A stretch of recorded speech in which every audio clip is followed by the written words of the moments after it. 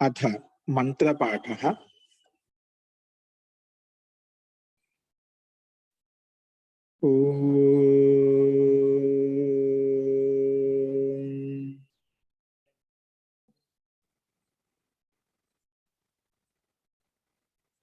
सहनाववतु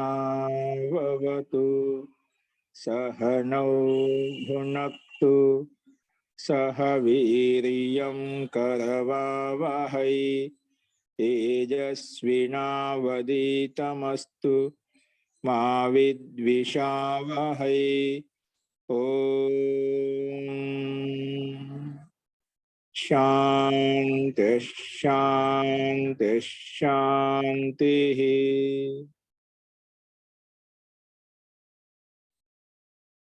सर्वेभ्यो नमः। अंदरिकी नमस्कारम अंडी। మనం సాంఖ్య దర్శనంలో ప్రథమ అధ్యాయము, ఈ ప్రథమ అధ్యాయంలో మనము 144 సూత్రాల వరకు చూశాము. ఇక్కడ ప్రకరణంలో మనం ప్రకృతి యొక్క అస్తిత్వం అనేది ఎలాగని నిరూపించుకున్న తర్వాత ఈ కార్య జగత్తును చూసి ఈ మూల ప్రకృతి ఉందని చెప్పి అనుమానం ద్వారా మనం వాటి యొక్క సిద్ధి నిరూపించాము. సిద్ధాంతి రకం నిరూపించాడు పూర్వపక్షి అడిగిన ప్రశ్నకు సమాధానంగా. అలాగే మూల ప్రకృతి ఉందంటే మూల ప్రకృతి కార్య జగత్తుడు ఉందని చెప్పి కార్యకారణ సంబంధము, కారణ కార్య సంబంధము రెండు రకాలుగా ఆ ప్రకృతి యొక్క అస్తిత్వం నిరూపించిన తర్వాత ఈ ప్రకృతి కంటే భిన్నమైంది జీవాత్మ తత్వం కూడా ఒకటి ఉంది. ఆ జీవాత్మ యొక్క అస్తిత్వం గురించి కూడా మనం నిన్న చూశాము. జీవాత్మ కూడా ఈ ప్రకృతి ద్వారా ఉత్పన్నమైన పాంచభౌతిక శరీరం ఏదైతే ఉందో ఆ శరీరం కంటే కూడా భిన్నమైంది జీవాత్మ. ఆ విషయాన్ని కూడా రకరకాలుగా నిన్న మనము చూశాము. అందులో దీనికి ఎందుకంటే సామాన్య వివాద అభావాత్ ధర్మవత్ నా సాధనం, కాబట్టి ఈ పురుషుని యొక్క సిద్ధి, జీవాత్మ యొక్క సిద్ధి నిరూపించడం కోసము ఏ సాధనం అవసరం లేదు. ఎందుకంటే వివాద అభావాత్, ఎటువంటి వివాదం లేదు. ఎందుకంటే ధర్మవత్, ఒక ధర్మ విషయంలో ఏ మత సంప్రదాయాలైనా ఎవరైనా కూడా దాంట్లో ఎటువంటి వివాదం ఉండదు. ఒక మంచి పని చేయడానికి, ధార్మిక కష్టాలు చేయడానికి అందరూ స్వీకరిస్తారో అలాగే ధర్మ విషయంలో ఏ విధంగా అయితే వివాదం ఉండదో, అందరికీ ఏకీ అభిప్రాయం ఉంటుంది, ఏకమతం ఉంటుందో అలాగే ఈ ఆత్మ యొక్క అస్తిత్వ విషయంలో ఎటువంటి వాద వివాదం లేదు. కాబట్టి ఏ సాధన అవసరం లేదు. ఇంకోటి శరీరాది వ్యతిరిక్త పుమాన్, ఈ శరీరం కంటే భిన్నమైంది ఈ జీవాత్మ పురుషుడు అనేది కూడా మనకి సూత్రం. శరీరాది వ్యతిరిక్త, శరీరం కంటే భిన్నమైంది జీవాత్మ అని చెప్పి ఇక్కడ మన 139 సూత్రంలో కూడా మహర్షి కపిల్ మహర్షి యొక్క సూత్రం కూడా మన ప్రమాణం. కాబట్టి శరీరాది వ్యతిరిక్త పుమాన్, పుమాన్ అంటే జీవాత్మ అంటే పురుషుడు అని చెప్పి అర్థం చేసుకోవాలి. అలాగే ఇంకా భిన్న హేతు ఏమి ఇచ్చా సంహత పరార్థత్వాత్, ఈ సంఘాతం చేత ఉత్పన్న పద దీని ప్రకృతి అనేది ఇది పరార్థత్వం అంటే ఇతరుల కోసం ఉంటుంది. కాబట్టి శరీరము సంఘాతంతో ఉత్పన్నమైంది. కాబట్టి ఇది శరీరం ఎల్లప్పుడూ ఇతరుల కోసం ఉంటుంది, కానీ ఆ శరీరం కోసం కాదు. ఈ పాంచభౌతిక శరీరం అంతా కూడా సంఘాతం చేత ఉత్పన్నమైంది, సంయోగం చేత ఉత్పన్నమైంది. కాబట్టి పంచభూతాల చేత, అహంకారం చేత ఉత్పన్నమైంది. కాబట్టి సంఘాతం అనేది ఎప్పుడు కూడా ఇతరుల కోసం ఉంటుంది. ఆ ఇతరులు ఎవరు? ఆ జీవాత్మే. జీవాత్మ కోసం ఈ శరీరం ఉంది. జీవాత్మకు భోగాలను భోగాలను అందజేయడం కోసమే, ముక్తిని అందజేయడం కోసమే ఈ పాంచభౌతిక శరీరం సాధన రూపంలో ఉంది. కాబట్టి సంఘాత రూపం ఉంది. కాబట్టి ఇది శరీరం ఆత్మ కాదు, శరీరం కంటే భిన్నమైంది ఆత్మతత్వం ఉందని చెప్పి కూడా మనం చూసాము. అలాగే త్రిగుణాది విపర్యాత్, ఈ ఆత్మలో 3 గుణాలతో యుక్తం లేదు. ఏ విధంగా ప్రకృతి అనేది సత్వగుణము, రజోగుణం, తమోగుణంతో యుక్తమై ఉందో అలాగా ఈ ఆత్మలో ఈ 3 గుణాలతో విపరీత తత్వం అనేది ఆ జీవాత్మలో ఉంది. అంటే ఈ 3 గుణాల చేత ఉత్పన్నం కాలేదు జీవాత్మ. జీవాత్మ యొక్క సత్తాన్ని, జీవాత్మ యొక్క స్వాతంత్ర్యాన్ని, అస్తిత్వాన్ని భిన్నంగా ఉంది. కాబట్టి త్రిగుణాది విపర్యాత్, ఈ 3 గుణాల చేత విపరీతంగా ఉంటుంది. కాబట్టి ఆత్మ యొక్క ధర్మాలు భిన్నమైనది, ఈ ప్రకృతి యొక్క ధర్మాలు భిన్నమైనవి. కాబట్టి ఈ 3 సత్వగుణము, రజోగుణం, తమోగుణం యొక్క ధర్మాలు ఈ జీవాత్మ లేదు. అంటే ఈ ధర్మాలతో విపర్యంగా ఉంది, విపరీతంగా ఉంది. కాబట్టి అలా కూడా జీవాత్మ యొక్క అస్తిత్వం మనకు, పురుషుని యొక్క సిద్ధి మనకు కలుగుతుంది. ఇంకోటి అధిష్టానాచ, అధిష్టానాత్, ఇది అధిష్టాన అంటే అధిష్టాత అంటే భోక్త. ఇక్కడ అధిష్టాత జీవాత్మ, అధిష్టాత ఉండటం వలన అంటే భోక్త రూపంలో ఉన్న, కర్త రూపంలో ఉండటం వలన అధిష్ఠేమి ఈ ప్రకృతి అంటే ఈ పాంచభౌతిక శరీరం. కాబట్టి అధిష్టానాచ ఇది అధిష్టాన కారణంగా కూడా ఈ శరీరం కంటే భిన్నమైంది జీవాత్మ అని చెప్పి తెలుస్తుంది. ఎందుకంటే అధిష్టానం ఏ రకంగా అంటే తత్ర ఈశ్వరస్య అధిష్టాతృత్వం సృష్టి కర్తృత్వాత్. ఇక్కడ అధిష్టాతృత్వం అయితే కర్తృత్వం అనేది అధిష్టాతృత్వం అంటే కర్తృత్వం అనమాట. సో అధిష్టాతృత్వం అనేది కర్తృత్వం అనేది జీవాత్మకు ఉంది, పరమాత్మకు ఉంది. కానీ పరమాత్మ ఎటువంటి అధిష్టాతృత్వం ఉందంటే ఈ సృష్టి నిర్మాణం ప్రక్రియలో అతనికి అధిష్టాతృత్వం ఉంది. కానీ ఈ ప్రకృతి ద్వారా ఉత్పన్నమైనటువంటి పాంచభౌతిక శరీరం ఏదైతే ఉందో, ఇంకా వేరే భిన్న భిన్న పదార్థాలు ఏవైతే ఉన్నాయో వాటికి అధిష్టాత జీవాత్మ ఉంటుంది. కానీ ఈ సృష్టి నిర్మాణ ప్రక్రియలో మాత్రము అధిష్టాతృత్వం అనేది కర్తృత్వం అనేది అది పరమాత్మకు పురుష విశేషుడైనటువంటి పరమాత్మకు పరమేశ్వరికి అది సాధ్యమవుతుంది. ఎందుకంటే ఆ శక్తి సామర్థ్యం జీవాత్మ లేదు ఈ జగత్తుని బ్రహ్మాండం తయారు చేయాలంటే. అక్కడ జీవాత్మ ఆ సామర్థ్యం లేదు. జీవాత్మకు ప్రకృతి ఉత్పన్నమైన ప్రకృతిలో ఉండే పదార్థాలకు ఈ పాంచభౌతిక శరీరానికి అధిష్టాతృత్వం ఉంది. కానీ పరమాత్మకు మాత్రము ఈ సృష్టి నిర్మాణంలో అక్కడ అధిష్టాతృత్వం ఉంది. అందుకే ఇక్కడ తత్వ ఈశ్వరస్య అధిష్టాతృత్వం అంటే సృష్టి కర్తృత్వ సృష్టిని నిర్మించడంలో అతని కర్తృత్వం ఉంది, అధిష్టాతృత్వం ఉంది.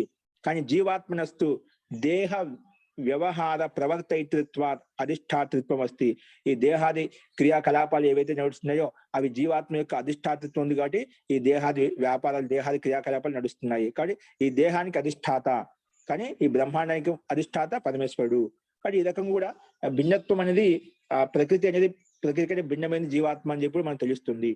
అలాగే భోక్తృత్వ భావం కూడా జీవాత్మలో ఉంది. ఎందుకంటే భోక్తృత్వ భావం అనేది ప్రకృతి జడ భోక్తృత్వ భావం చైతన్యంలో ఉంటుంది, అంటే చైతన్యంలో ఉంటుంది కానీ ఈ జడ ప్రకృతిలో ఉండదు అన్నమాట.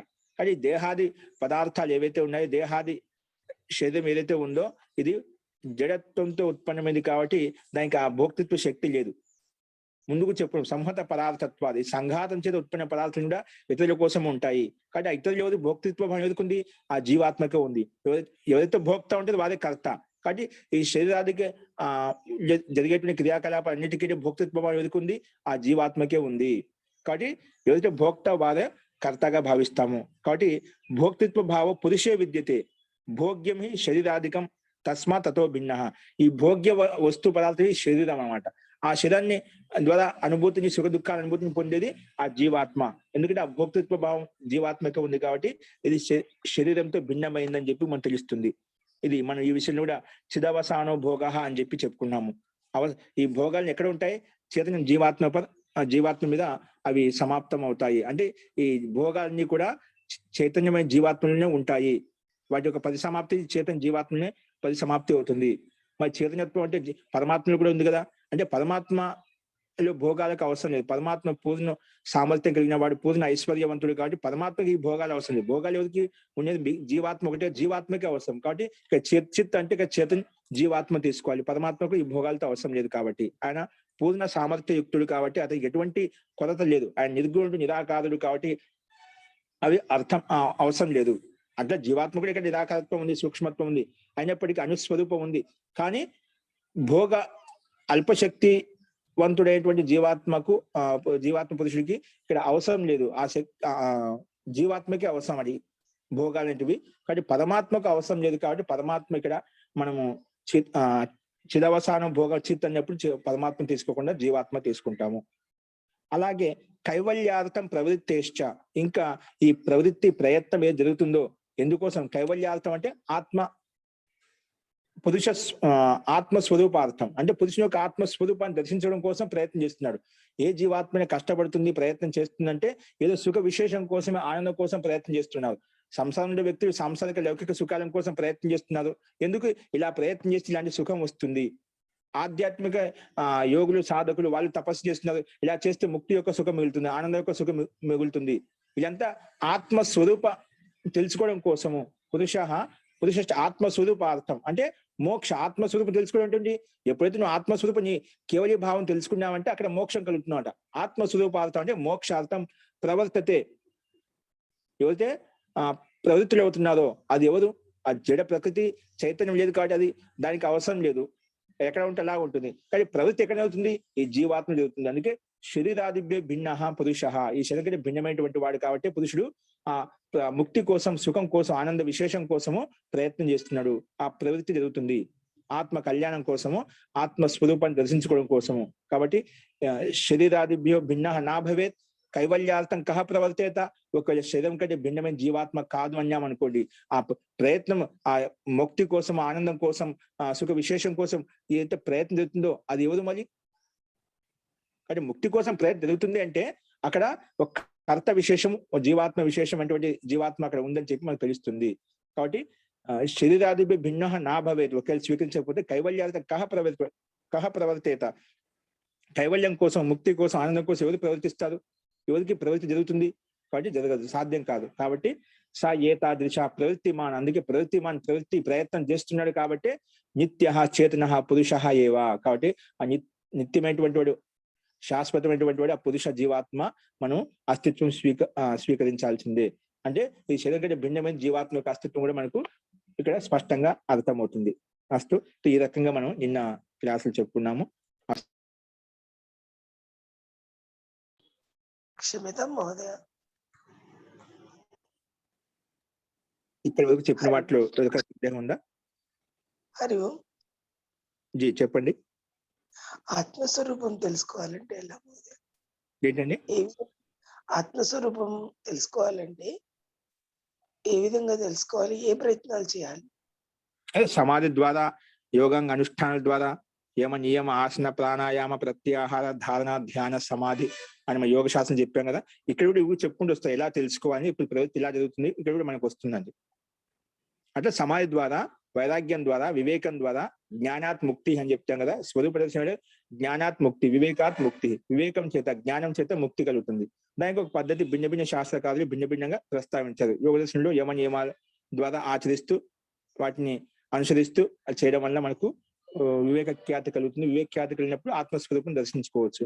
ఇక్కడ కూడా సాంఖ్య శాస్త్రంలో కూడా ఇక్కడ భిన్న భిన్నంగా ముందు వాటి యొక్క తత్వాలు భిన్న భిన్నంగా యథార్థంగా తెలుసుకున్న, ప్రకృతి వేరు, ఈ జీవాత్మ వేరు, ఈ పురుషుడు వేరు తెలుసుకున్న తర్వాత, అంటే పరమాత్మ తెలుసుకున్న తర్వాత దానికోసం ప్రయత్నం ఎలా చేయాలని చెప్పి తర్వాత ఇప్పుడు రాబోయే ఆ సూత్రాల్లో మనకు చెప్పుకుంటామండి. ఓకేనా?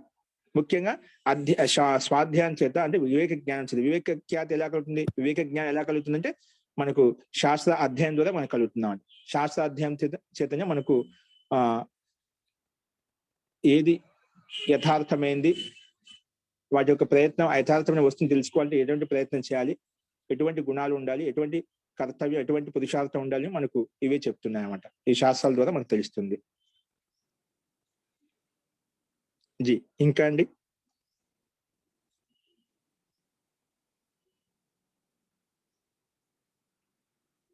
అస్తు. సో నిన్న మనం 144 వరకు చూసాము. ఈరోజు అదే విషయంలో 145 సూత్రం చూడండి. ఈరోజు 50వ కక్ష, సాంఖ్య దర్శనం యొక్క 50వ కక్ష, 145 సూత్రము.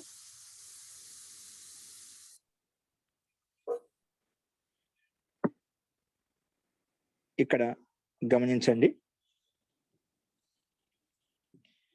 మనము 145 సూత్రం ఏమొచ్చిందంటే కథం కైవల్యార్థం పురుషస్య ప్రవృత్తి ఇత్యత్ర ఉచ్యతే. పైన చెప్పిన కైవల్యార్థం ప్రవృత్తేశ్చ, కైవల్యం కోసం ఈ ప్రవృత్తి ఉందని చెప్పి ఆ విషయాన్ని చెప్తున్నమాట.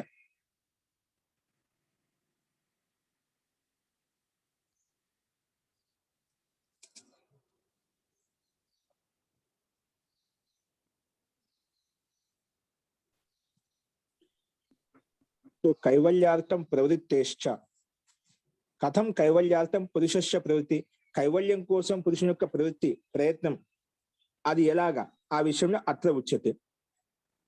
కైవల్యం కోసం ఎందుకు ఆ జీవాత్మ ప్రయత్నం చేస్తుంది, ఎలా చేస్తుంది అన్నప్పుడు దానికి సమాధానంగా అత్ర ఉచ్యతే అని చెప్పి ఇక్కడ చెప్తున్నారు. చూడండి, స్లైడ్ చూడండి. అథ కథం కైవల్యార్థం పురుషస్య ప్రవృత్తి ఇత్యత్ర ఉచ్యతే. అది ఏ రకంగా కైవల్యం కోసం, అంటే ముక్తి కోసం, ఆత్మస్వరూప దర్శనం కోసము పురుషుని యొక్క ప్రవృత్తి అంటే ప్రయత్నం ఎలా జరుగుతుంది అంటే ఆ విషయం అత్ర ఉచ్యతే. జడ ప్రకాశ అయోగా ప్రకాశ, జడ ప్రకాశ అయోగాత్ ప్రకాశ. ఇది 145 సూత్రము. ఇక చూడండి, జడ అంటే జడ వస్తువు. ఈ ప్రకృతి జడ వస్తువు, జడ పదార్థం, చైతన్యం లేదు అనమాట. జడ ప్రకాశ అయోగ, ఈ జడ వస్తువులో ప్రకాశం లేదు.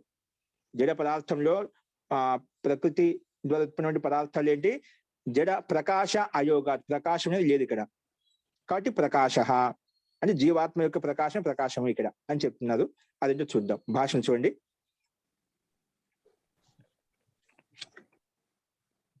జడే స్వాత్మ ప్రకాశస్య యుక్తి సంభవం నాస్తి. జడ పదార్థంలో స్వాత్మ ప్రకాశం యొక్క శక్తి సంభవం కాదు.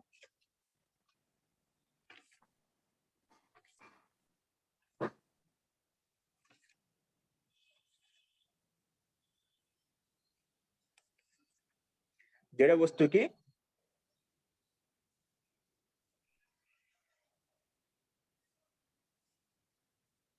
ఇక్కడ జడే స్వాత్మ ప్రకాశస్య యుక్తి, జడంలో స్వాత్మ ప్రకాశస్య యుక్తి అనేది సంభవం నాస్తి, సంభవం కాదు. జడ పదార్థంలో ఎప్పుడు స్వాత్మ ప్రకాశం అనేది ఎప్పుడు సంభవం కాదు. కాబట్టి తస్మాత్ తస్య కైవల్యార్థ ప్రవృత్తి, తస్య అంటే ఆ పురుషస్య కైవల్యార్థ ప్రవృత్తి అనుపన్నత్వాద్. అందుకే ఆ జడ వస్తువుకు అవసరం లేదు. తో అవసరం ఎవరికి? అది స్వయం ప్రకాశ స్వరూపం అనేది కాదు జడ పదార్థం. కాబట్టి ప్రకాశుడు ఆ జీవాత్మే ప్రకాశ స్వరూపం అటువంటిది. కాబట్టి ఆ జీవాత్మకే ప్రవృత్తి జరుగుతుంది. జడ ప్రకృతికి జడ ప్రకృతి ద్వారా ఉత్పన్నమైన ఈ శరీరానికి ఆ ప్రకాశం లేదు, ఆ ప్రకాశం యోగం సంభవం కాదు. కాబట్టి ఆ జడ పదార్థ దేహం అనేది ఆ ప్రకృతి కోసం ముక్తి కోసం ప్రయత్నం చేయదు. సో ప్రయత్నం చేసినటువంటి శక్తి సామర్థ్యం ఎదుర్కొంది, ప్రకాశ స్వరూపం ఎదుర్కొందంటే, చైతన్య స్వరూపం ఎదుర్కొందంటే ప్రకాశ అంటే ప్రకాశ అంటే ఇక్కడ ప్రకాశ పురుషస్య ప్రకాశ, పురుషునికి ఆ ప్రకాశం ఉంది కాబట్టి, ఆ చైతన్యం ఉంది కాబట్టి, ఆ సంవేదనశీలత ఉంది కాబట్టి ఆ జీవాత్మ ప్రయత్నం చేస్తుంది ప్రకృతి ఆత్మ స్వరూపాన్ని దర్శించుకోవడం కోసం, ముక్తి కోసము అని చెప్పి ఇక్కడ చెప్పబడింది అన్నమాట. కాబట్టి చూడండి, మళ్ళీ జడే స్వాత్మ ప్రకాశ, ఆత్మ ప్రకాశం యొక్క యుక్తి అనేది సంభవం నాస్తి జడ పదార్థంలో. తస్మాత్ అందువల్లనే తస్య అంటే పురుషస్య కైవల్యార్థ ప్రవృత్తి అనుపన్నాత్. అందుకే కైవల్యం కోసం, ముక్తి కోసం జీవాత్మ యొక్క ప్రవృత్తి కనిపిస్తుంది, ప్రయత్నం కనిపిస్తుంది. ఎందుకంటే ప్రకాశ పురుషో హి ప్రకాశ స్వరూప చేతన. ఎందుకంటే పురుషుడే ప్రకాశ స్వరూప చేతనవంతుడు అన్నమాట. పురుషో హి ప్రకాశ స్వరూప చేతన. ఎందుకంటే పురుషునిలో ప్రకాశ స్వరూపం అంటే చైతన్యత్వం అనేది కేవలం పురుషునిలో ఉంటుంది, జీవాత్మలో ఉంటుంది. కాబట్టి స్వాత్మ ప్రకాశనార్థం అంటే కైవల్యార్థం, స్వ ఆత్మ ప్రకాశం అంటే నీ ఆత్మ యొక్క ప్రకాశం కోసం, అంటే నీ ఆత్మస్వరూపం దర్శించుకోవడం కోసము, అంటే జీవాత్మ యొక్క దర్శనం చేసుకోవడం కోసం, దాన్నే కైవల్యార్థం ప్రవర్తతే. కైవల్యం కోసం ప్రవృత్తుడవుతున్నాడు, ప్రయత్నం చేస్తున్నాడు. ఎందుకంటే శరీరాదిభ్యో భిన్న సన్, ఎందుకంటే శరీరంతో భిన్నంగా ఉండడానికి ప్రయత్నం చేస్తున్నామట. అది శరీరం అనుకోండి, అప్పుడు ఆ ప్రయత్నం జరగమంట. శరీరం కోసం ప్రత్యక్షంగా ఉన్నప్పుడు ఆ ముక్తి కోసము, కైవల్యం కోసము, ఆత్మస్వరూపం కోసం ఎందుకు ప్రయత్నం చేస్తాడు? కాబట్టి శరీరాదిపై భిన్న సన్, శరీరం కంటే భిన్నంగా ఉండి స్వ ఆత్మ ప్రకాశనార్థం, ఆత్మ ప్రకాశం కోసం అంటే కైవల్యం కోసం ప్రవృత్తుడు అవుతున్నాడు, పురుషార్థం చేస్తున్నాడు. కాబట్టి ఆ జడ వస్తువులో ప్రకాశం యొక్క శక్తి సామర్థ్యం అది యోగ్యత లేదు, సంభవం కాదు. కాబట్టి ఆ సంభవం, ఆ శక్తి సామర్థ్యం ప్రకాశత్వం ఎవరిలో ఉందంటే పురుషోహి ప్రకాశ స్వరూప, పురుషునిలోనే ఆ స్వరూప ప్రకాశ అంటే ప్రకాశ స్వరూప చేతన. కాబట్టి చైతన్యత్వము, ఆ ప్రకాశత్వం అనేది కేవలం జీవాత్మను సంభవిస్తుంది. కాబట్టి మనము జీవాత్మ యొక్క స్వయం ప్రకాశ శక్తి ఉంది కాబట్టి, ఆ జడ పదార్థంలో లేదు కాబట్టి శరీరాది వ్యతిరేక్తంగా ఉండి, శరీరం కంటే భిన్నంగా ఉండి ఆ కైవల్యం కోసం ప్రయత్నం చేస్తున్నాడు, జరుగుతుందని చెప్పి మనకు స్పష్టంగా అర్థమవుతుంది. అస్తు. నెక్స్ట్ చూడండి, నెక్స్ట్ వచ్చేసి ఇప్పుడు అది చెప్పిన తర్వాత కైవల్యార్థం పురుషస్య ప్రవృత్తి అని చెప్పాం. కైవల్యం కోసం ప్రకాశ స్వరూపుడు పురుషునికి ప్రయత్నం జరుగుతుంది అని చెప్పాం. కానీ ఏవంతు పురుషస్య చేతనవాన్ అంటే చేతన ధర్మవాన్ అంటే ప్రకాశ ధర్మవాన్, దాన్ని 3 రకాలు విడదీశామట. ఏవంతు అలాగైతే పురుషశ్చ చేతనవాన్ అంటే పురుషుడు చేతనవాన్ అవుతాడంట. చేతనవాన్ అంటే చేతన ధర్మవాన్, ధర్మవాన్ అంటే ప్రకాశ ధర్మవాన్ అంటే ప్రకాశం చేత, పురుషుని ప్రకాశం చేత, ధర్మం చేత జీవాత్మ ముక్తి కోసం ప్రయత్నం చేస్తుంది. అంటే ధర్మవా అంటున్న ధర్మి కూడా ఉంటుంది. అంటే ప్రకాశం ధర్మము ఆ దానికి ధర్మి అంటూ కూడా ఏదో ఒకటి వస్తూ ఉంటుంది, పదార్థం ఉంటుంది. కాబట్టి నువ్వు అది కూడా దోషయుక్తమైందే. ఏవంతు అలాగైతే పురుష చేతనవాన్ అవుతాడు, అంటే చేతన ధర్మవాన్ అంటే ధర్మ గుణాలతో యుక్తమవుతాడు అన్నమాట. అంటే అదే ఇప్పుడు ప్రకాశ్ ధర్మవాన్ ఎలాగా అంటే దీప ఇవ ధర్మి సిద్ధ్యత దీపానికి సమానంగా. ఇప్పుడు దీపం ఉందంటే దీపం నుంచి ఏమొస్తుంది? ప్రకాశం వస్తుంది. అంటే దీపం యొక్క గుణం ఏంటి? ప్రకాశం ఇస్తుంది. అంటే అది గుణం అంట, ప్రకాశ గుణం అంట. ఆ ప్రకాశ గుణం ఎక్కడ ఉంది? దీపంలో ఉంది. ఆ ప్రకాశ గుణం ఎలా ఉంది? దీపం ఉంది. అంటే ప్రకాశ ధర్మం ఎక్కడ ఉంది? ఆ ధర్మం అనేది, ప్రకాశ ధర్మం అనేది దీపంలో ఉంది. దీపము ధర్మి అయిపోయింది. అలాగా ధర్మిత్వం అనే ఆపత్తి వస్తుంది. ఇప్పుడు ప్రకాశము ధర్మవాన్ అంటే దీపానికి సమానంగా ధర్మి సిద్ధం అవుతుంది. కానీ ధర్మాత్ గుణాత్ కథం విమోక్ష స్యాత్? ధర్మం చేత గుణం చేత విమోక్ష అంటే ముక్తి ఎలా కలుగుతుంది? మోక్ష ప్రాప్తి ఎలా కలుగుతుంది? ఇప్పుడు గుణం అనేది గుణిలోనే ఉంటుంది ఎల్లప్పుడు. గుణం గుణిలో ఉంటుంది, ఎప్పుడు వేరు చేయలేం. ధర్మాన్ని ధర్మిని వేరు చేయలేం. వస్త్రంలో శ్వేతత్వాన్ని వేరు చేయలేం. అభేద అంటే అభేదత్వం ఉంటుంది, అంటే అవినాభావ సంబంధం ఉంటుంది. కాబట్టి ఈ ధర్మవాన్ పురుషుడు, ప్రకాశయుక్తమైన పురుషుడు ధర్మయుక్తమైనటువంటి వాడు కాబట్టి ఆ ధర్మి కూడా సిద్ధిస్తుంది. కాబట్టి పురుషు యొక్క అస్తిత్వం అనేది ఇక్కడ ధర్మ గుణం ఉంది కాబట్టి, గుణకథనం ఉంది కాబట్టి విమోక్ష కథం, విమోక్ష ఎలా సంభవిస్తుంది అని ఇక్కడ పూర్వపక్షి ప్రస్తావించాడు.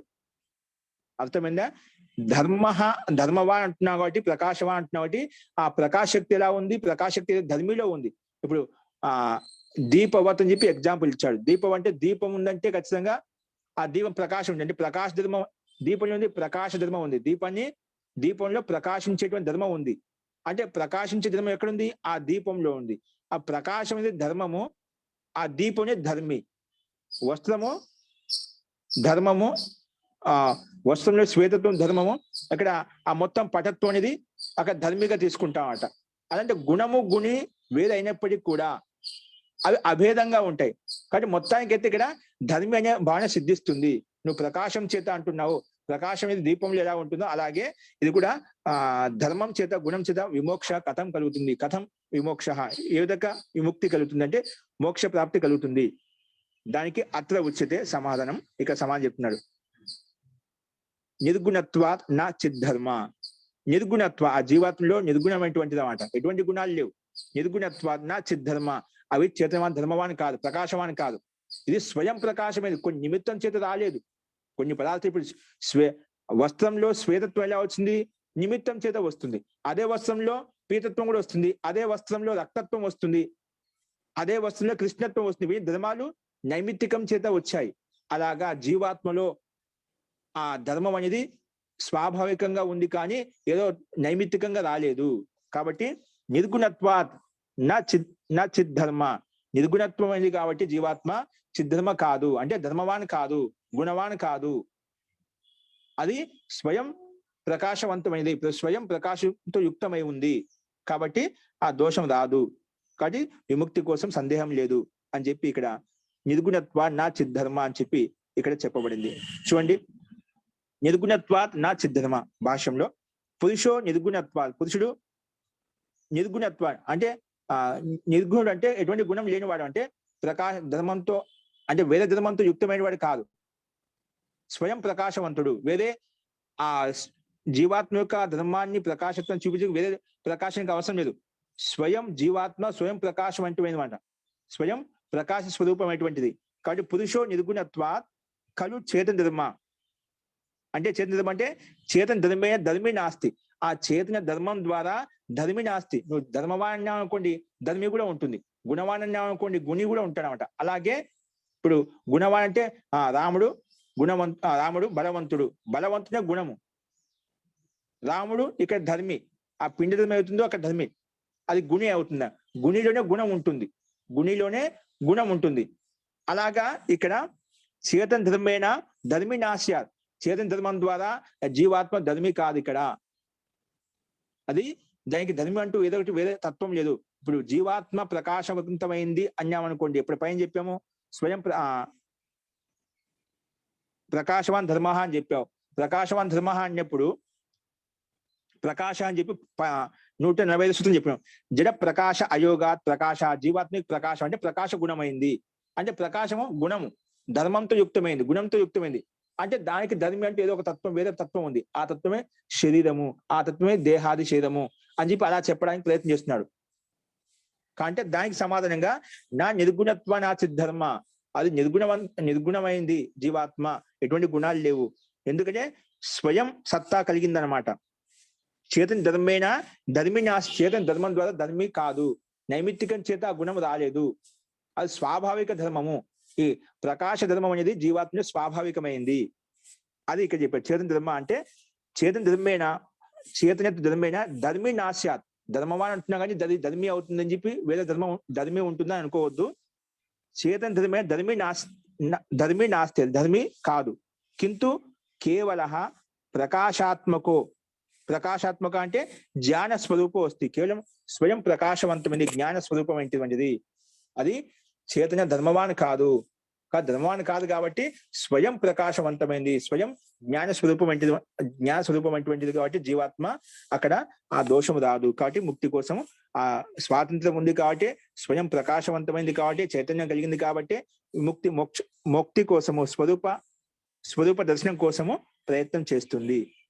కాబట్టి ఈ రకం కూడా కేవల ప్రకాశాత్మక అంటే జ్ఞాన స్వరూపత అస్తి, స్వయం జ్ఞాన స్వరూపమైనది, ప్రకాశయుక్తమైంది అని చెప్పి ఇక్కడ కూడా మనకు ఈ సూత్రం ద్వారా స్పష్టంగా అర్థమవుతుంది. అలాగే ఈ నిర్గుణత్వంలో జీవాత్మ నిర్గుణమైంది అనే దాంట్లో ఇంకొక హేతు ప్రస్తావిస్తున్నారు. చూడండి, నిర్గుణత్వే హేతు.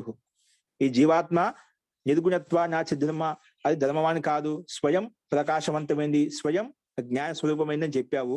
కానీ ఈ నిర్గుణత్వంలో ఇంకొక హేతు ప్రస్తావిస్తున్నాడు. ఇంకొక సిద్ధి నిర్గుణమైనది జీవాత్మ అని చెప్పడంలో ఇంకొక ప్రమాణం చూపిస్తున్నాయి ఇక్కడ.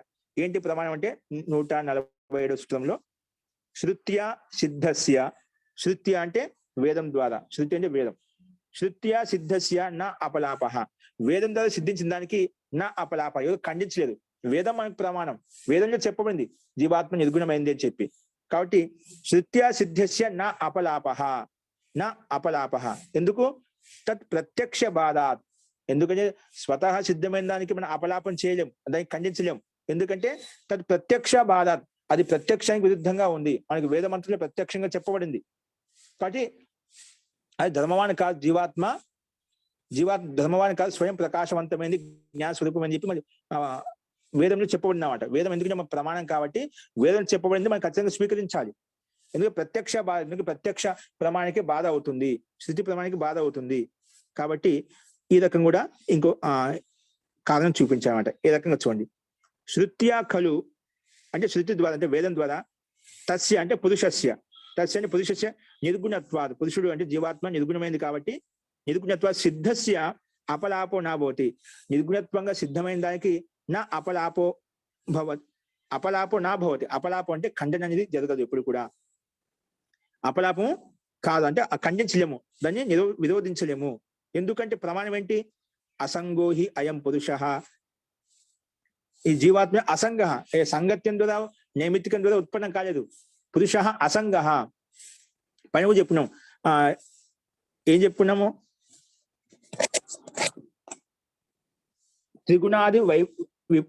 త్రిగుణాది విపర్యయా, ఇక్కడ 3 గుణాల చేత కూడా అది ఉత్పన్నం కాలేదు, 3 గుణాలతో భిన్నమైంది, శరీరం కంటే భిన్నమైంది అని చెప్పుకున్నాం.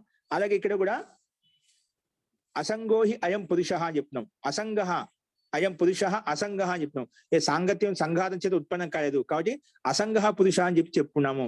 కాబట్టి ఇది నిర్గుణమైనది మనకి శృతి ప్రమాణం కూడా స్పష్టమవుతుంది. కాబట్టి తత్ర నిర్గుణత్వస్య ప్రత్యక్ష బాధా దోష ప్రసజ్యతే, ఇక్కడ ప్రత్యక్ష ప్రమాణం బృహదారణ్యోపనిషత్తులో వచ్చినటువంటి ఈ శృతి ప్రమాణానికి విరోధం అవుతుంది. కాబట్టి ఇది నిర్గుణమైంది అని చెప్పి మనం ప్రత్యక్షం తెలుస్తుంది. ఒకే గుణవాన్ అయితేనా ఇక్కడ ఈ సూక్తము ఈ అసంగోహి అయం పురుష అని చెప్పేవారు కాదు, అక్కడ ఈ వేదంలో అలా చెప్పబడేది కాదు. కాబట్టి ఇలా చెప్పబడింది అంటే ఇది నిర్గుణవాన్ జీవాత్మ అని చెప్పి మనకు అర్థమవుతుందన్నమాట. అందుకే తత్వ నిర్గుణత్వస్య ప్రత్యక్ష బాధా దోష ప్రసజ్యతే, ఈ ప్రత్యక్ష ప్రమాణానికి బాధ కలుగుతుంది, అతః అందువల్లనే సా ప్రకాశ స్వరూప చేతన, అందుకే జీవాత్మ స్వయం ప్రకాశ స్వరూపమైనటువంటిది, జ్ఞాన స్వరూపమైనటువంటిది జీవాత్మ. అందుకే ఇది శరీరాదిభ్యో భిన్న. సా ప్రకాశ స్వరూప చేతన, చేతన ఆత్మ శరీరాదిభ్యో భిన్న, శరీరం కంటే భిన్నమైంది, స్వయం ప్రకాశ స్వరూపమైనటువంటి జ్ఞాన స్వరూపమైనటువంటిది అని చెప్పి మనకు ఇక్కడ శృతి ప్రమాణం ద్వారా కూడా ఆత్మ జీవాత్మ నిర్గుణమైందని చెప్పి మనకు స్పష్టంగా అర్థమవుతుంది. అందువల్ల ఇక్కడ చెప్పాడు తస్మాదేవ, అందువల్లనే జీవాత్మ నిర్గుణమైంది కాబట్టి మనకు ఇక్కడ ఇంకొకటి అదే విషయం చెప్పడం కోసం ఇంకొక రకంగా ప్రస్తావించారు. ఏంటి చూడండి 148వ సూత్రంలో సుషుప్త్యాది సాక్షిత్వాత్, సుషుప్త్యాది సాక్షిత్వాత్, సుషుప్తి ఆది సాక్షిత్వం, సుషుప్త్యాది సాక్షిత్వం. ఏంటి సుషుప్త్యాది సాక్షిత్వం అంటే? సుషుప్తి అంటే చూద్దాం ఇక్కడ చూడండి భాష్యంలో, సుషుప్త్యాద్యస్య, సుషుప్తి ప్లస్ ఆది, ఆద్యస్య సా పురుష సాక్షి సన్, ఆ పురుషుడు సాక్షి రూపంలో ఉంటూ సాక్షి సన్ శరీరాదిభ్యో భిన్న స్యాత్, శరీరం కంటే భిన్నమైనటువంటి వాడు. ఏ రకంగా సుషుప్తి అది చెప్తున్నారు కింద. అన్యథ లేదంటే ఏమవుతుంది? గాఢం మూడో అహం అస్వాప్సం, ఇది సుషుప్తి, మన గాఢ నిద్ర సుషుప్తి నిద్ర అని చెప్తుంటాం కదా. అన్యథ లేదంటే ఏమవుతుంది? గాఢం మూడో అహం అస్వాప్సం, నేను చాలా గాఢంగా నిద్రపోయాండి, చాలా ప్రశాంతంగా నిద్రపోయాని చెప్తుంటాం. ఇదెందుకు? ఈ అనుభూతి ఉంది కాబట్టి మనం చెప్తున్నాం. ఒకవేళ అనుభూతి లేకపోతే మనం ఇలా చెప్పాం అనమాట. అందుకే గాఢం అహం అస్వాప్సం, లేదంటే మూడో అహం అస్వాప్సం, నేను మూడో స్థితిలో నిద్రపోయా. అంటే మూడో స్థితి ఏంటి? అక్కడ సుషుప్తి అవస్థ కాకుండా స్వప్నావస్థ నిద్రపోవడం అంట. మూడో స్థితిలో నిద్రపోవడం అంటే బేచైనిగా నిద్రపోతుంటాం, పడుకున్నాం, నిద్ర రావడం లేదు, బేచైనిగా ఇలా అలా తిరుగుతున్నాం అంట. అంటే స్వప్నావస్థలో మనం విహరిస్తున్నామంట, మనసు ప్రశాంతంగా లేదు అంట, మూడో స్థితిలో నిద్రపోయామంట.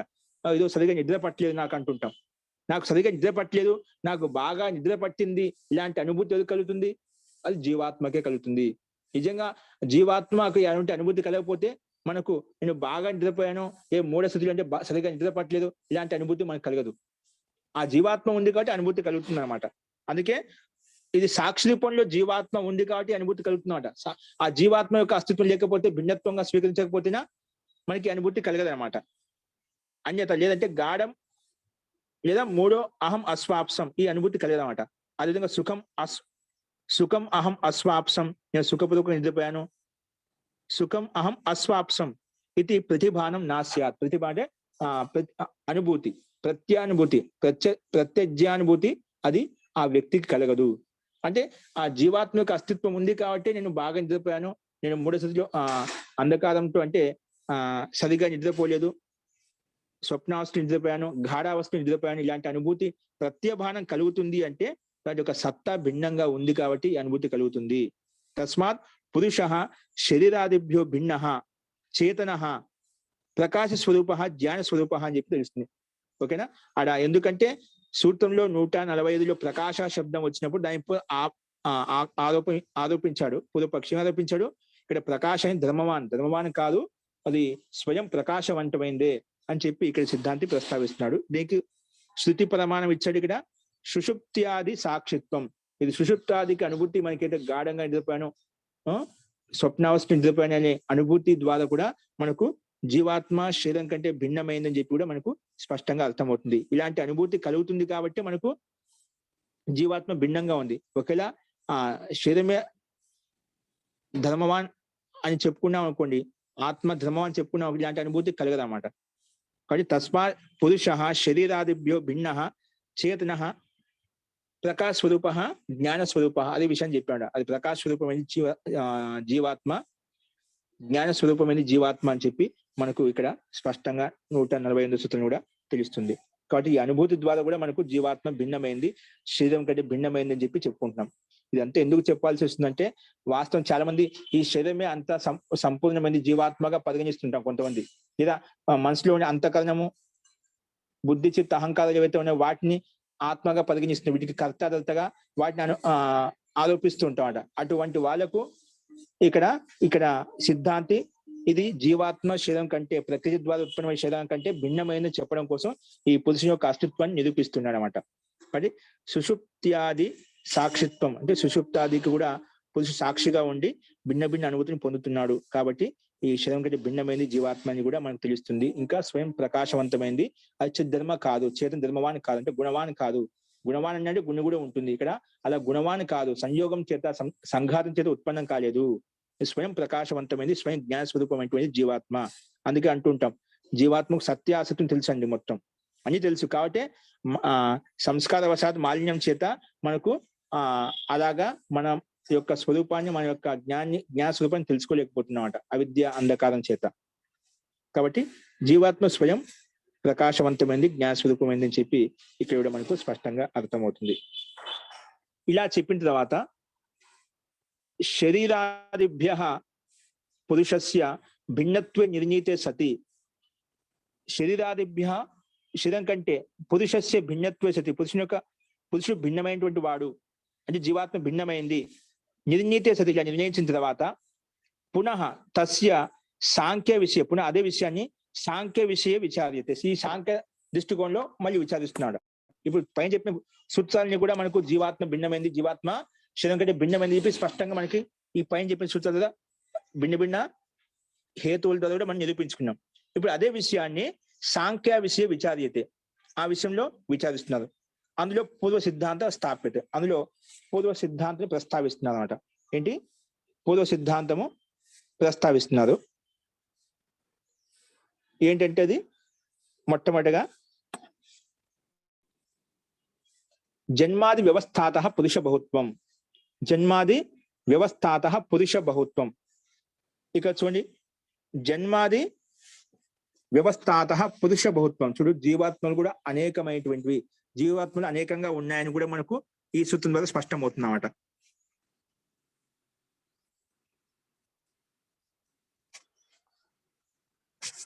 జన్మాది వ్యవస్థాత పురుష బహుత్వం అని చెప్పి ఇక్కడ మనకు స్పష్టంగా కనిపిస్తుందండి.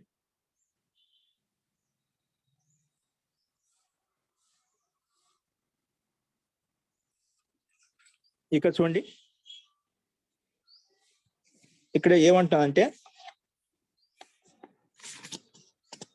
జన్మాది వ్యవస్థాత పురుష బహుత్వం. ఇప్పుడు జన్మాది వ్యవస్థ అయితే జన్మము, మరణము, జీవనము ఇవన్నీ మనకు పురుషుల్లో ఏవైతే కనిపిస్తున్నాయో దాన్ని బట్టి కూడా మనము చెప్పవచ్చు అనమాట. జన్మాది వ్యవస్థాత పురుష బహుత్వం. లక్ష్మి గారు మీరు ఎక్కువ ముందుకు వెళ్ళిపోయారు. జన్మాది వ్యవస్థాత పురుష బహుత్వం అంటే జన్మాది వ్యవస్థాత చెప్పిన జన్మ, మరణము, జీవనము ఏదైతే మనకు వ్యవస్థ కనిపిస్తుందో, కొంత చనిపోతున్నారు, కొంతమంది జీవిస్తున్నారు, కొంతమంది ఇలా ఉంటున్నారు అని చెప్పి భిన్న భిన్న మనకు స్వరూపాలు కనిపిస్తున్నాయంటే భిన్న భిన్న జీవాత్మలు ఉన్నాయి. చాలా మంది అంటుంటారు కదా, ఇవన్నీ పరమాత్మ యొక్క అంశంలో అండి, అంతా ఒకటే, అన్ని జీవాత్మలు ఒకటే, భిన్న భిన్నం కాదని చెప్తుంటారా. అటువంటి సిద్ధాంతం స్వీకరించిన వాళ్ళకు ఇది ఒక ప్రమాణం అన్నమాట. ఇది పురుష బహుత్వం. జీవాత్మలు అనేకంగా ఉన్నాయి, పరమాత్మ ఒకటే, జీవాత్మలు అనేకంగా ఉంటాయి. దాంట్లో మనకు సమానం కనిపిస్తుంది. చూడండి, ఇక్కడ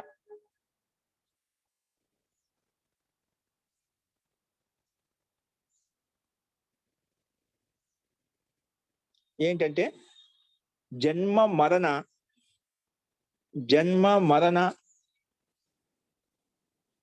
జీవన వ్యవస్థాత, జన్మ మరణ జీవన వ్యవస్థాత. ఇక చూడండి స్లైడ్ మీద, జన్మ మరణ జీవన వ్యవస్థాత కశ్చిత్ జాయతే కశ్చన మ్రియతే కశ్చిత్ జీవతి ఇది వివిధ అవస్థాః పురుష బహుత్వే సంభవంతి. ఇటువంటి విభిన్న అవస్థలు, పరిణామాలు మనకు ఏవైతే కనిపిస్తున్నాయో ఏ రకంగా అంటే జన్మ మరణ జీవనము వ్యవస్థాత అంటే కశ్చిత్ జాయతే, కొందరు ఉత్పన్నమవుతున్నారు, కశ్చన మ్రియతే ఏదో ఒక చనిపోతున్నారు, కశ్చిత్ జీవతి కొందరు జీవిస్తున్నారు.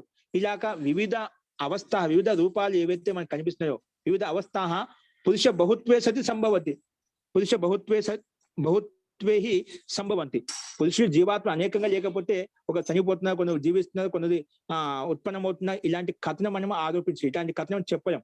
ఇలాంటి కథనం లోకంలో కనిపిస్తుంది అంటే అనేక జీవాత్మలు ఉన్నావు. ఒకే జీవాత్మ అనుకోండి, ఒకే జీవాత్మ అదే సమయంలో ఉత్పన్నమవుతుంది, అదే సమయంలో మరణిస్తుంది, అదే సమయంలో జీవిస్తుంది. ఇవన్నీ కథనం ఒకే జీవాత్మలు చెప్పలేం, ఆరోపించలేం అన్నమాట. కానీ ఇది ఎప్పుడు సంభవిస్తుంది? అనేక జీవాత్మలు ఉన్నప్పుడే కొంతమంది ఉత్పన్నమవుతున్నారు, నష్టమవుతున్నారు, మళ్ళా కొందరు జీవిస్తున్నారు, లేదా కొందరు బాధపడుతున్నారు, కొందరు దుఃఖపడుతున్నారు. ఇవంటి ఆరోపణ, ఇలాంటి కథనాలు మనకి ఏవైతే కనిపిస్తున్నాయో ఈ పురుష బాహుళ్యం ఉంది కాబట్టి మనకు స్పష్టంగా అర్థమవుతుంది. ఈ జీవన వ్యవస్థ విధానం ద్వారా కూడా మనకు పురుష బాహుళ్యం ఉందని చెప్పి మనకి ఇక్కడ స్పష్టమవుతుంది. ఇక్కడ పురుషుని యొక్క అస్తిత్వం కనిపిస్తుంది. ఇంకా పురుషుల అస్తిత్వమే కాకుండా అనేక జీవాత్మలు, అనేక పురుషులు కూడా ఉన్నారు, అంటే అనేక జీవాత్మలు ఉన్నాయి, అనేక జీవాత్మలు ఉన్నాయని కూడా మనకు స్పష్టంగా అర్థమవుతుంది అన్నమాట ఇక్కడ. కాబట్టి ఇక్కడ చూడండి, జన్మ మరణ జీవన వ్యవస్థాత కశ్చిత్ జాయతే కశ్చిత్ మ్రియతే కశ్చిత్ జీవతి వివిధాః అవస్థాః పురుష బహుత్వే సంభవంతి. పురుషుల్లో చాలా బహుత్వం ఉన్నప్పుడే, అనేక జీవాత్మలు ఉన్నప్పుడే ఇవి సంభవిస్తుంది. కాబట్టి శాస్త్రం ఇలాంటి అనేక జీవాత్మలు ఉన్నాయి కాబట్టి శాస్త్రం కూడా చెప్పబడింది. ఏం చెప్పబడింది? శాస్త్రే అపి పుణ్యేన పుణ్యలోకే జాయతే. పుణ్యం ద్వారా పుణ్యలోకంలో ఉత్పన్నమవుతారు. పాపేన పాపే లోకే జాయతే. ఏదైతే పాపం చేసేదో వాళ్ళు పాపలోకంలో ఉత్పన్నమవుతారు. అంటే ఇక్కడ చెప్తున్నారంటే, ఇక్కడ పుణ్యం చేసిన వాళ్ళు పుణ్యలోకంలో ఉత్పన్నమవుతుంది, పాపం చేసిన వాళ్ళు పాపలోకంలో ఉత్పన్నమవుతున్నారు. ఈ కథన మనకు శాస్త్రీయ ప్రమాణం ఉందంటే దీన్ని బట్టి కూడా ఏమవుతుంది? అనేక జీవాత్మలు ఉన్నాయి, జీవాత్మ ఒకటి కాదు అని కూడా మనకు తెలుస్తున్నాడు. ఇదంతా ఈ పరమాత్మ యొక్క అంశం నుండి జీవాత్మ ఒకటే, అంతా ఒకటే. ఇప్పుడు అద్వైత సిద్ధాంతం చెప్తాం కదా, ఇదంతా ఒకటే అని చెప్పి ఇవన్నీ పరమాత్మ యొక్క అంశంలు. ఇప్పుడు పరమాత్మ ఒకటి ఇన్ని రకాలుగా రూపాన్ని చెందాల్సిన అవసరం లేదంట, ఇలాంటి అనుభూతి పొందాల్సిన అవసరం లేదంట. ఈ అనేక జీవాత్మ భిన్నంగా ఉన్నాయి, పరమాత్మ యొక్క అసలు భిన్నమైంది మనకి ఇక్కడ తెలుస్తుందండి ఈ ప్రమాణంలో కూడా. కాబట్టి అనేక జీవాత్మలు ఉన్నాయని కూడా మన శాస్త్రం ద్వారా తెలుస్తుందన్నమాట. పుణ్యేన పుణ్యలోకే జాయతే పాపేన పాపే లోకే జాయతే తథాచ ఆది శబ్దేన ముక్తత్వ బద్ధత్వేపి సంగ్రహతే. అలాగే ఈ ముక్తాత్మలు ఏవైతే ఉన్నాయో, బద్ధాత్మలు ఏవైతే ఉన్నాయో కూడా అది కూడా అనేక బాహుళ్యం ఉంది కాబట్టి, పురుష బాహుళ్యం ఉంది కాబట్టి ముక్తాత్మలు బద్ధాత్మలు చెప్పి చెప్పుకుంటాను. వాటిలో సంభవిస్తాయి, అవి కూడా తీసుకోబడతాయి, అవి కూడా గ్రహించబడతాయి. కాబట్టి ఆది శబ్దన జన్మాది ఆది శబ్దంలో ఉన్నటువంటి ఆది శబ్దం ముక్తాత్మ బద్ధాత్వేపి గృహ్యతే, అవి కూడా స్వీకరించబడతాయి. తే అపి పురుష బహుత్వే సతి సంభవత. అది కూడా అనేక జీవాత్మలు ఉన్నాయి కాబట్టి జీవాత్మ ఆ ముక్తి కోసం ప్రయత్నం చేస్తున్నారు. ఈ జీవాత్మని అజ్ఞానంలో, అవిద్య అంధకారంలో ఉన్నాయి. ఈ జీవాత్మలు ముక్తిని పొందాయి, అవిద్య అంధకారాన్ని అతిక్రమించి జ్ఞానం ద్వారా ముక్తి యొక్క ఆనందం పొందుతున్నాయని చెప్పి జీవాత్మలో బద్ధాత్మలు ఏవైతే మనం కథనం చెప్తున్నామో అది పురుష బాహుళ్యం ఉన్నప్పుడే సంభవిస్తుంది అని చెప్పి ఇక్కడ కూడా ఈ రకంగా కూడా పురుషుని యొక్క అస్తిత్వం కాకుండా పురుష బాహుళ్యం కూడా ఉందని చెప్పి మనం ఈ 149 సూత్రం ద్వారా చూసామండి. అస్తు ఈ రకంగా సిద్ధాంతి ప్రస్తావించాడు. సో అంటే సాంఖ్య దృష్టికోణంలో ఈ రకంగా విచారించామట. పురుష అస్తిత్వమే కాదు, అనేకమైన బాహుళ్యం ఉంది, పురుష బాహుళ్యం కూడా ఉంది, జీవాత్మ అనేక జీవాత్మలు ఉన్నాయని కూడా మనకు స్పష్టమవుతుందని చెప్పి కూడా ఇక్కడ అర్థమవుతుంది. అస్తు ఇక్కడ మళ్ళా ఈ విషయంలో చెప్పిన విషయంలో పూర్వపక్షిన ఉచ్యతే. పూర్వపక్ష ఆక్షేపిస్తున్నాడు. పురుష బాహుళ్యం అంటున్నావు కదా, అక్కడ మళ్ళీ పూర్వపక్ష ఒక ప్రశ్న ఇస్తున్నామట. అది ఏంటో మనం చూద్దాము. ఇంతవరకు చెప్పిన దాంట్లో మీకు ఎవరికైనా సందేహం చెప్పండి.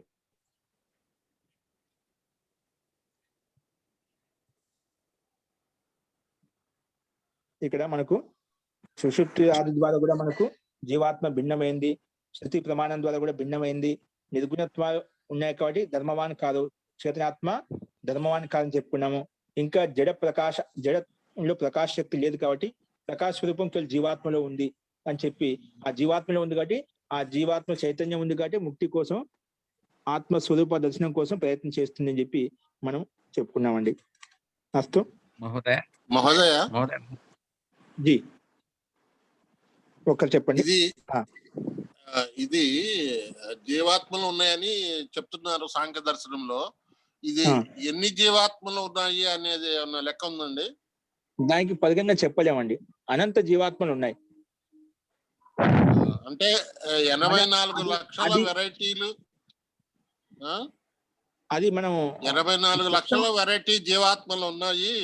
అందులో మానవుడిది ఒక రకము, ఈ మానవుడిది కాకుండా 83,99,999 రకాల జీవాత్మలు ఉన్నాయని కొంతమంది చెప్తున్నారు కదా, అది కరెక్టేనా? అది సంఖ్య నిర్ధారించలేమండి. ప్రకారాలు అయితే పృథ్వీ మీద భిన్న భిన్న ప్రకారం మీరు చెప్పిన 24 లక్షలు 84 లాఖ్ యోని అని చెప్తుంటాం అన్నమాట. 24 లక్షల ప్రకారాల ప్రాణులు నుంచి అవి ప్రకారాలు చెప్పుకోవచ్చు. కానీ సంఖ్య ఇన్ని జీవాత్మలు ఉన్నాయని చెప్పి మనం చెప్పడం అది పరమాత్మకే అది చెప్పగలిగితే పరమాత్మ యొక్క ఆధీనంలో ఉంటుంది, లేదా ముక్తాత్మ ఆధీనంలో ఉంటుంది. కానీ మనం ఇప్పుడు దీన్ని అలాంటి ప్రమాణం ఎక్కడైనా సంఖ్య నిర్ధారించబడిన జీవాత్మలకు అని చెప్పి నాకైతే అది తెలియదు. ఒకసారి అలా ఇప్పుడు మనకి అనంత జీవాత్మలు ఉన్నాయి, సంఖ్య 10 పరమాత్మకు తెలుసాడ. ఆ ఎన్ని జీవాత్మని కాదు, అనంత జీవాత్మలు ఉన్నాయని చెప్పొచ్చు అన్నమాట. ఎందుకంటే అనంతమైంది అంటున్నాం కాబట్టి, అనాది అయినప్పుడు దానికి అనంత జీవాత్మ ఉంటుంది, దానికి సందేహం లేదు. వేల కోట్ల ప్రాణులు మన సంసారం చూస్తుంటాడు, చిన్న చిన్న క్రిములు కీటకాలు వేల లక్షలు చూస్తున్నాడ. కాబట్టి జీవాత్మ సంఖ్య ఇంత నిర్ధారించడం చెప్పడం కష్టము. అది పరమాత్మ ఆధీనం ఉండొచ్చు, లేదా ముక్తాత్మక ఆధీనం ఉండొచ్చు. వాళ్ళు 84 అని చెప్పి 4 రకాలు ఉన్నాయి. ముఖ్యంగా ఒక్కోటి దాంట్లో 21 లక్షలు ఉన్నాయి. ఒక్కొక్క వెరైటీ 24 రకాలుగా ఉద్భవిస్తాయి జీవాత్మలు. ఒకటి భూమిని పెకిలించుకుని పైకి వచ్చేది వృక్షరాశి, ఇవి ఇందులో 21 లక్షలు ఉన్నాయి. కొన్ని తల్లి గర్భం నుంచి బయటకు వచ్చే కొన్ని ఉన్నాయి. అలాగే కొన్ని ఈ నీళ్లలోంచి పుట్టేవి, అవి ఒక 20, అది వాటిలో మురికి నీరు వాటిలోంచి పుట్టేవి ఉన్నాయి, ఒక 21 లక్షలు ఉన్నాయి. అలాగే 4 రకాలుగా చెప్తున్నారు వాళ్ళు. 4 చెప్పుకుంటా వస్తామట. గుడ్ల ద్వారా పుట్టాయి అండజాలు అవి. అలాగా దీనికి దానికి పోలిక ఉందంటారా, లేకపోతే సాంఖ్యం వేరే, వాళ్ళు చెప్పేది అది వేరే అంటారా? అక్కడ ప్రకరణ కేవలం ఇన్ని రకాల జీవరాశులు ఉన్నాయని చెప్పడం వరకే, కానీ పురుష బాహుళ్యం అక్కడ సందర్భం కాదు. ప్రకరణం బట్టి మనం ఇక్కడ యుక్తి 84 లాఖ యోనియా ఉన్నాయంటే అన్య జీవాత్మ, కానీ అక్కడ ఒక ప్రాణుల యొక్క ప్రకారం తెలుస్తుంది. ప్రాణుల యొక్క ప్రకారం తెలిసిందంటే అన్ని ప్రాణులు ఉన్నాయి కదా, ఇంకా వేరే ప్రాణులు లేవని చెప్పి మనం అలా చెప్పడం కదా. ఎన్ని రకాల ప్రాణులు ఉన్నాయి అంతవరకు చూసామట. అంటే ముక్తిలో ఉండే ఆత్మలు భిన్నంగా ఉన్నాయి కదా, ఇంకా లోకాంతలో భిన్న లోకాలు భిన్న రకాల ప్రాణులు ఉంటాయి. మనం చూడవి చాలా ఉన్నాయన్నమాట. అది ఒక కథనం చెప్పారు, కానీ అక్కడ ఆ ప్రాణుల యొక్క ప్రకారానికి మనకు నిర్ధారణ అవుతుంది, కానీ జీవాత్మలు ఎన్ని ఉన్నాయని చెప్పి అక్కడ ఆ సందర్భం కాదు అని నాకు అనిపిస్తుంది. సరే అండి, అలాగే మహాత్మా. అలాగే జీ, ఇంకెవరో బాబు గారు. మహోదయ నమస్కారం మహోదయ. ఇప్పుడు జీవాత్మ వేరు పరమాత్మ వేరు అనుకుంటున్నాం కదా మనం. అప్పుడు అద్వైతం అంటే రెండు లేవు అనేది కదా అద్వైతం అంటే, అదేనా? ద్వైత సిద్ధాంతం అవుతుంది. అదే నా అద్వైతం అంటే ద్వైతం రెండు కాని వెంట, అంటే మొత్తం పరమాత్మని ప్రకృతి కాదు జీవాత్మ. ఇప్పుడు ఈ రెండు వేరంటే ద్వైతం అవుతుంది, అంతేనండి? ద్వైతం వాదం ఉంది, అద్వైతం ఉంది, త్రైతవాదం, 3 రకాల మాన్యతలు స్వీకరించేటువంటి వాళ్ళు కూడా మనకు విద్వాంసులు కనిపిస్తున్నారు అన్నమాట. త్రైతవాదం కూడా ఉన్నట్టుంది, 3 వాదాలు ఉన్నాయి. త్రైతవాదం అంటే 3, జీవాత్మ వేరు, ప్రకృతి వేరు, ఈ పరమాత్మ వేరు. కొంతమంది లేదండి ప్రకృతి ఒకటి అని చెప్పి కొందరు స్వీకరిస్తారు అన్నమాట. కొందరు ఇదంతా కూడా ఈశ్వరమయమే, ఈశ్వరుని ద్వారా ఈశ్వరుని యొక్క అంశములే అని చెప్పి అద్వైత సిద్ధాంతం ప్రకారం పరిగణిస్తారండి. దీంట్లో చాలా అభిప్రాయాలు ఉన్నాయి, ఎందుకంటే సూక్ష్మ వస్తువు గురించి మనం ఏదైనా కల్పన చేయొచ్చు. సో అవన్నీ కూడా ఒక రకంగా నేను అర్థం చేసుకోవడానికి భిన్న భిన్న ప్రకారాలని చెప్పి నేను అలా చెప్తాను, అలాగానే అనుకుంటున్నాను. ఎందుకంటే దీంట్లో చాలా మంది అదే విధంగా పరిగణిస్తుంటారు. ఎందుకంటే ఒక సిద్ధాంతం ఎవరిలో లేదన్నమాట. ద్వైతం ఉంది, అద్వైతం ఉంది, శంకరాచార్య మత అభిప్రాయం భిన్నము, రామానుజాచార్య యొక్క భిన్న అభిప్రాయం ఉంది. అలా వీళ్ళలో కొన్ని అన్ని రకాల స్వీకరిస్తూ ఇంకో రకం ప్రకారాంతో చెప్తున్నారు, కానీ పూర్తి ఇదం ఇత్తం అని చెప్పడం లేదన్నమాట. సత్యం అనేది ఏదో ఒకటే ఉంటుందన్నమాట, దాంట్లో భిన్న భిన్న ప్రకారం ఉండకూడదు. కాబట్టి ఇవన్నీ వాళ్ళ దేశకాల పరిస్థితిని బట్టి అవి మనం ఆ ఆత్మతత్వాన్ని పరమాత్మక తత్వాన్ని తెలుసుకోవడం కోసం ప్రకారాంతరాలుగా వాళ్ళు భిన్న భిన్నంగా వ్యాఖ్యానించారు. ఎందుకంటే ఇప్పుడు ఏవైతే ప్రమాణాలు తీసుకొని చెప్తున్నామో అదే ప్రమాణాలకు ఇంకొక అర్థం కూడా వస్తుందన్నమాట.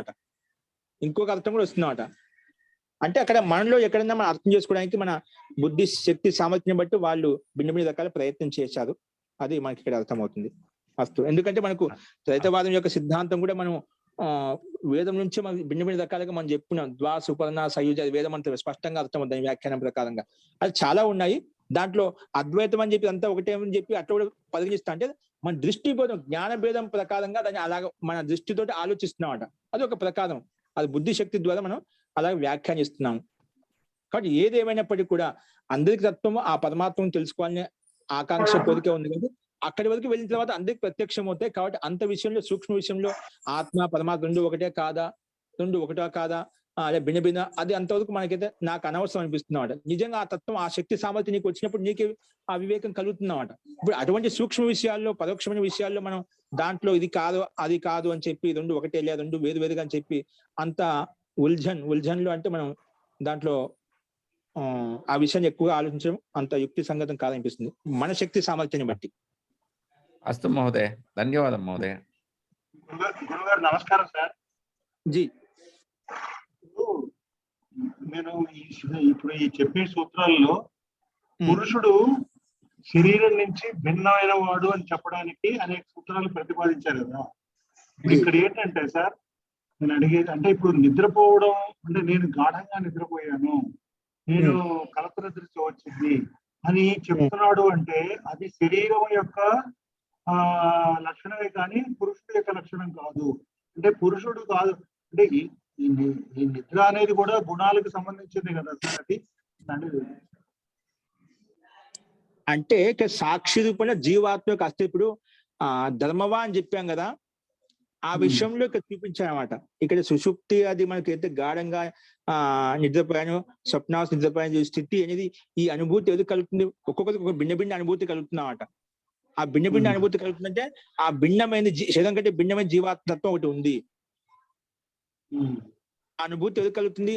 శరీరానికి కలగడం, శరీరం కంటే భిన్నమైన తత్వము ఆ పురుషత్వానికి కలుగుతుంది అని చెప్పి మనం ఇక్కడ ఆ విధంగా అర్థం చేసుకోవాలి. అంటే ఈ అనుభూతి కలిగేది శరీరానికి, పురుషుడికి అనుభవిస్తాడు అంతేగాని పురుషుడికి సంబంధం లేదు. అనుభూతి కలుగుతున్నది నేను సుఖంగా నిద్రపోయిన దుఃఖంగా నిద్రపోయిన అనుభూతి జీవాత్మ కలుగుతున్నాడ, శరీరం కలుగుతుంది.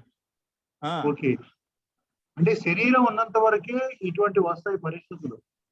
జీ జీ, ఓకే, అర్థమైంది. శరీరం ఉన్నంత వరకే ఈ అనుభూతులు, నేను సుఖంగా నిద్రపోయాను లేదా కలత నిద్రపోయాను ఇవన్నీ చెప్పేది ఈ పురుషుడు శరీరంతో యుక్తమైనప్పుడు మాత్రమే వస్తాయని చెప్తున్నారు కదా సార్ మీరు. అవునండి, అంటే యుక్తమైనప్పుడు కాదు, మన అస్తిత్వం భిన్నమైంది చెప్పడం మనం సిద్ధిస్తున్నాం. పురుష జీవాత్మ శరీరం కంటే భిన్నమైంది. ఆ శరీరంతో యుక్తమైనప్పుడు ఇటువంటి సుఖంగా దుఃఖంగా అనేది ప్రకృతి భోగ్య వస్తువు కాబట్టి, ఈ శరీరం కూడా భోగ్య వస్తువు కాబట్టి ఆ సాధనంగా ఉంది కాబట్టి జీవాత్మకు దాని వల్ల ఆ జీవాత్మ శరీరంతో యుక్తమైంది కాబట్టి ఇలాంటి అనుభూతి కలుగుతున్నాయి అన్నమాట. అనుభూతి కలుగుతుంది.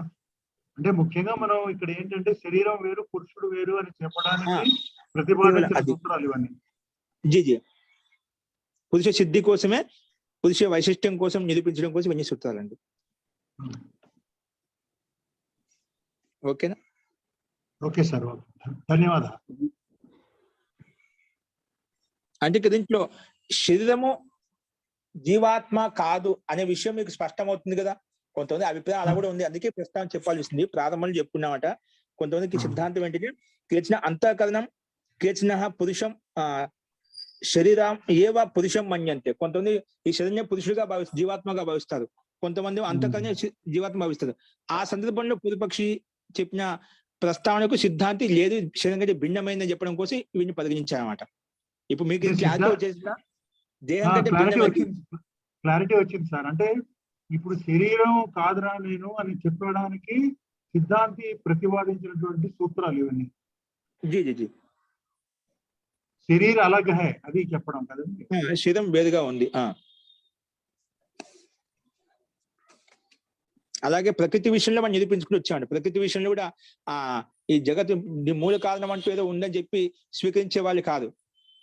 మూల ప్రకృతి, ఈ కాల జగత్తు ఉందంటే కారణం ఉంటుంది, ఈ కారణం ఉంది కాబట్టి కాల జగత్తు కనిపిస్తుంది. అక్కడ దాన్ని నిరూపించడం కోసం అలాగే భిన్న భిన్న ప్రయత్నం చేసి, అంటే మూడు తత్వాలు యథార్థంగా తెలుసుకున్నప్పుడు, ప్రకృతిని ప్రకృతిగా, జీవాత్మ జీవాత్మగా, పరమాత్మ పరమాత్మ యథార్థంగా తెలుసుకున్నప్పుడు ఆ వస్తువు కోసం అదేవిధంగా ప్రయత్నం చేస్తాం. వస్తువు గురించి యథార్థంగా తెలియనప్పుడు ఏమవుతుంది, ఆ భ్రాంతి యుక్తంగా ఉండే ఆ అజ్ఞాన స్థితిలో ఉండి మనం దానికోసం ప్రయత్నం చేయమన్నమాట.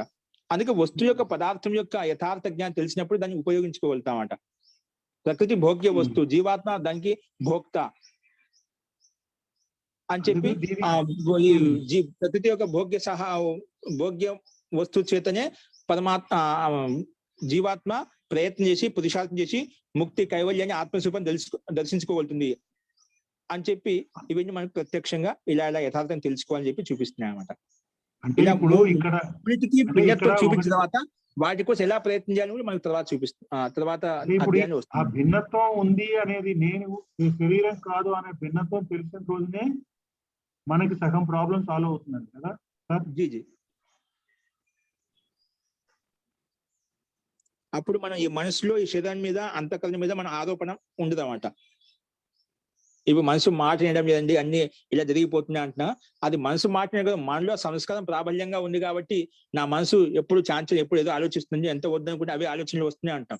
ఇప్పుడు ఈ ఆలోచనలు అంటే ఇవన్నీ మనసులో వచ్చే ధర్మాలను కూడా అవి జీవాత్మ యొక్క లక్షణాలు, నువ్వు ఎలా కావాలంటే అలా మలుచుకోవచ్చు. ఈ శరీరం అలా అని చేయడం లేదన్నమాట.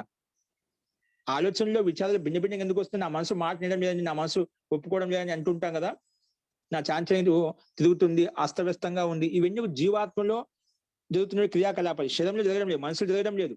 నా మనసు అదోలా ఉందని చెప్తున్నాం. ఇవన్నీ మనసులో ఆరోపిస్తుంటామట. ఏం చేయమంటే నా మనసు అలా ఉంది అని చెప్పి చెప్తున్నాం. మనసు కదా మనం మార్చుకోవాలని సంకల్పం గట్టిగా ఉంటే జీవాత్మ దాన్ని మార్చుకోవచ్చు. వైపరీతంగా విపరీత భావనతోటి మనము దానికి మన మనసును మలుచుకోవచ్చు అనమాట. అది సాధనంగానే తీసుకోవాలి. అంటే శరీరం జడమైంది మనిషి కాబట్టి అన్నిటికీ కారణం అనుకున్నాం అనుకోండి, నా మనసు మాట లేదని చెప్పి అలాగే చెప్తున్నా, అలాగే అందులో ప్రవాహంలో మనం ప్రవహిస్తుంటామట. అంటే ఇప్పుడు శరీరం జడమైంది కాబట్టి చైతన్యం లేదు కాబట్టి దానికి మన లక్షణాలు దానికి ఆపాదించకూడదు. శరీరం దీన్ని చూడాలి, అది జడం, కంప్లీట్ గా జడ వస్తువు.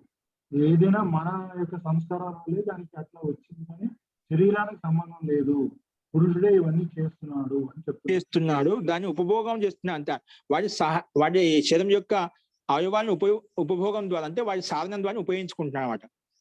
ఇవి జీవాత్మకు భోగాలను అనుభవించడం కోసము ఇవి సాధనములు అనమాట. జీవాత్మ మనసును ప్రేరేపిస్తున్నాడు, మనసు ఇంద్రియాలను ప్రేరేపిస్తుంది, ఇంద్రియాలు వెళ్ళి వాటిని సంకేతిస్తున్నాడు, వాటి ద్వారా కర్మ జరుగుతుందన్నమాట.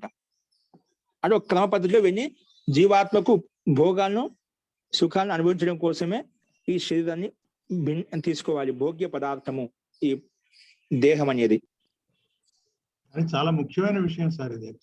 జీ అస్తు అండి. ఈ రకంగా మనం చూసాము. సో నెక్స్ట్ ఇదే విషయంలో పురుష బహుత్వం చెప్పు, జన్మాది వ్యవస్థ, జన్మము మరణము, కొంత చనిపోతున్నారు, కొన్ని ఉత్పన్నమవుతున్నారు, ఇంకా కొన్ని జీవిస్తున్నారు, ఇలాంటి కథనం ఉందంటే జీవాత్మక అస్తిత్వం స్పష్టంగా తెలుస్తుంది. అంతేకాకుండా అనేక జీవాత్మలు కూడా ఉన్నాయి అని చెప్పి కూడా మనకు తెలుస్తుంది.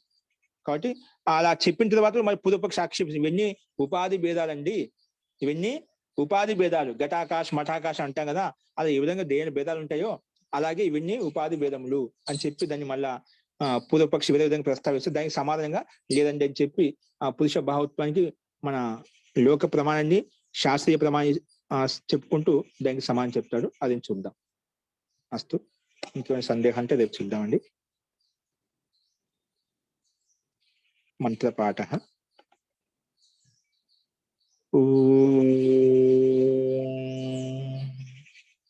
సర్వే భవంతు సుఖినః, సర్వే సంతు నిరామయాః, సర్వే భద్రాని పశ్యంతు, మా కశ్చిద్ దుఃఖభాగ్ భవేత్.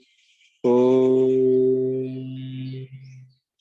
శాంతి శాంతి శాంతి. సర్వేభ్యో నమః. అందరికీ నమస్కారం అండి. నమస్తే మహోదయ. నమస్తే ఆచార్య, ధన్యవాదాలు.